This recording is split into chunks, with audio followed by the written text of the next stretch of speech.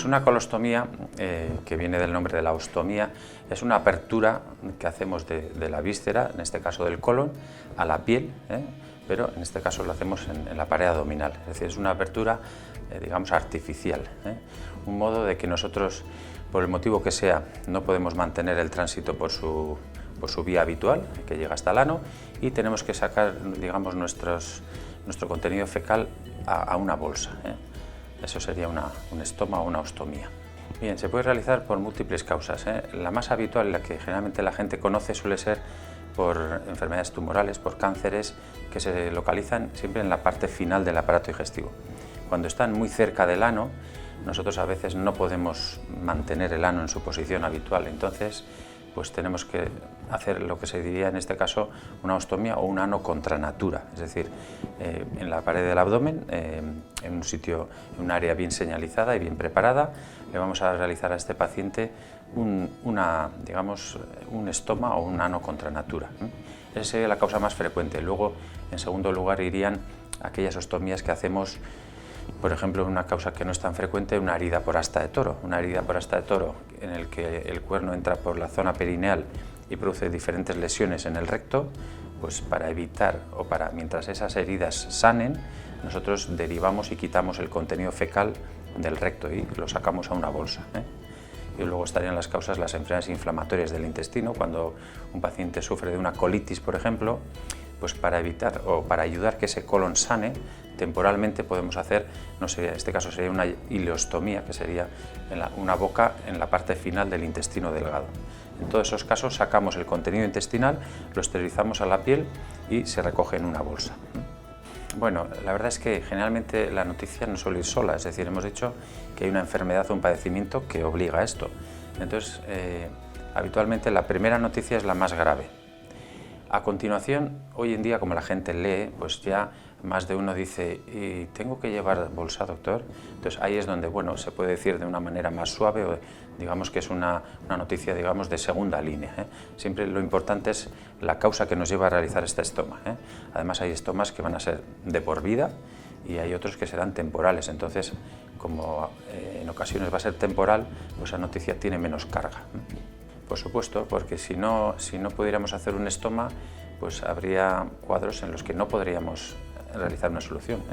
Por ejemplo, en el caso que he dicho de la herida por asta de toro, a ver cómo solucionamos una infección en la pelvis, una sepsis, de una manera que fuera eficaz, digamos. En el caso que he dicho de un cáncer de recto que está cerca del ano, no hay otra alternativa, aunque hoy en día existen tratamientos sin operar, que también se están poniendo, no sé si de moda, pero se están actualizando en los protocolos. Es decir, todos han oído hablar de la quimioterapia y la radioterapia. La quimioterapia y radioterapia aplicada en un área concreta donde tenemos un tumor, hasta en un 20%, 25% puede hacer desaparecer el tumor. Entonces, si hace desaparecer el tumor, no vamos a realizar estomía. Pero si tenemos un cáncer cerca del ano y los tratamientos previos no lo hacen desaparecer, no nos queda otra alternativa que la ostomía. La ostomía no significa ningún problema para la duración de la vida, es decir, la ostomía vive con el paciente. Es un ano contra natura que va a aprender a manejar y se va a manejar prácticamente como cuando tenía su ano natural. Sí que cambia la vida, es decir, nosotros el cuerpo humano tenemos hecho para tener el ano en su posición anatómica. Cuando ese ano lo trasladamos a la pared abdominal, a cualquier parte, pues ya os podéis imaginar que ya simplemente la vestimenta cambia, es decir, uno no puede aplicar un cinturón sobre la zona donde está el estoma, por ejemplo. Para eso también el estoma no lo ponemos al libre albedrío.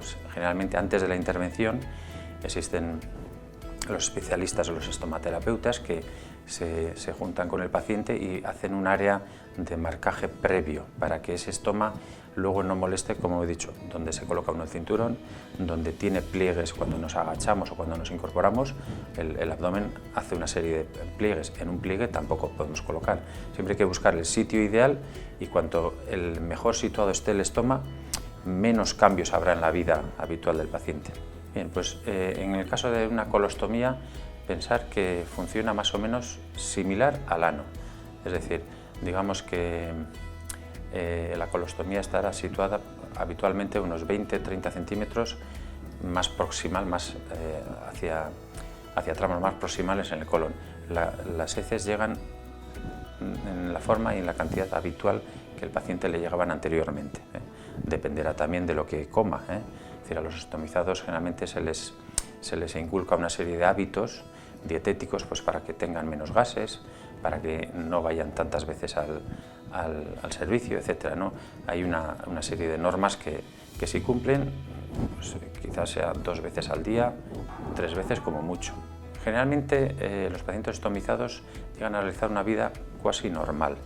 Ya el deporte, lo que hemos dicho, es decir, el estoma supone una alteración del físico de un paciente. Entonces, pues por ejemplo, el acudir por ejemplo a la playa, el realizar ejercicio al aire libre, etcétera, pues los ostomizados se ven un poquito, digamos que frenados, pero hoy en día existe una industria amplia alrededor de estos sistemas y dispositivos, que incluso uno se puede colocar una especie de tapón durante unas horas sin necesidad de bolsa, es decir, se hace una limpieza, se coloca el tapón y puede ir incluso a la playa.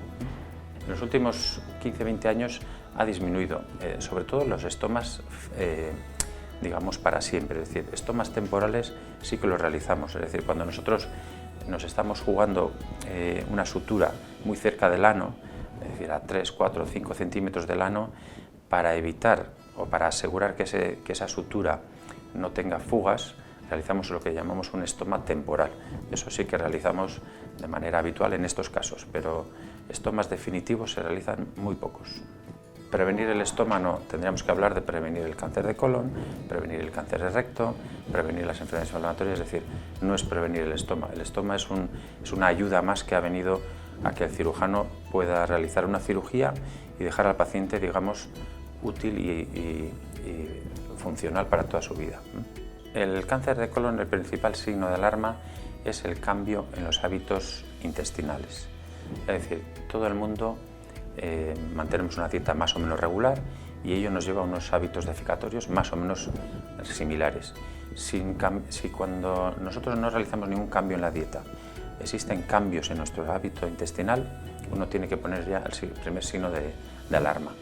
Lo siguiente sería que nosotros nos fijáramos en nuestras deposiciones y que observáramos, pues, o bien la presencia de alguna gotita de sangre o restos de sangre, o viéramos mucosidad o cosas que no nos parecen normales. Serían los 2 síntomas principales, digamos, más incipientes. Ya cuando uno tiene dolores abdominales o empieza a tener incluso náuseas, vómitos, etc., ya estamos hablando de tumores ya más avanzados en los estadios. Y en cuanto a la prevalencia, un dato que la gente no conoce es, porque todo el mundo dice que el cáncer de mama es el más frecuente en las mujeres, muy bien. El cáncer de pulmón es el más frecuente en los hombres, muy bien.